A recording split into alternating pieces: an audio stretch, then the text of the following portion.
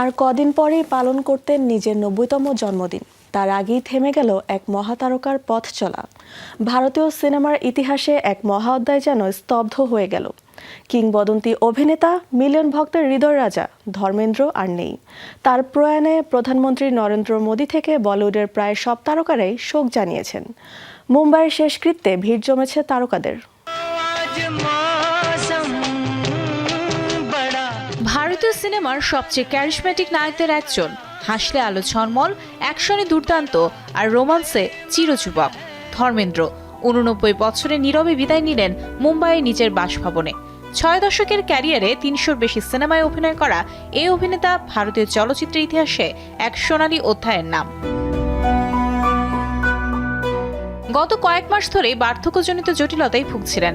নভেম্বরের শেষ ভাগে অবস্থার অবনতি ঘটে। কিছুদিন আগে তার মৃত্যুর গুজব ছড়িয়ে পড়েছিল। ভক্তরা সেটিকে ভুল ভেবেই উড়িয়ে দিয়েছিলেন, কিন্তু আজ সেটাই নির্মম সত্যি হয়ে সামনে এলো।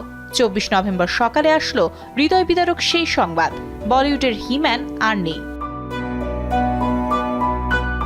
তার প্রয়াণে প্রধানমন্ত্রী নরেন্দ্র মোদী থেকে বলিউডের নানা প্রজন্মের প্রায় সব তারকাই শোক বার্তা জানিয়েছেন।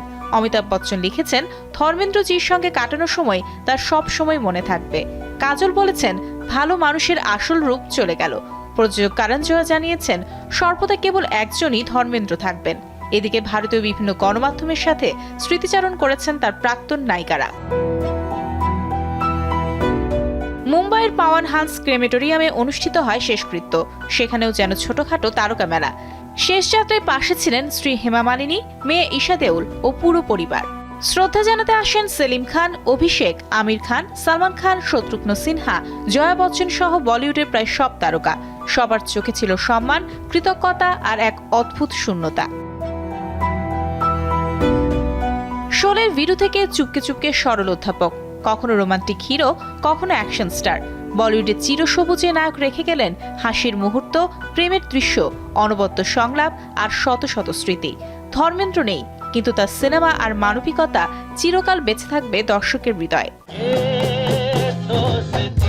Mario Sen, showbiz tonight.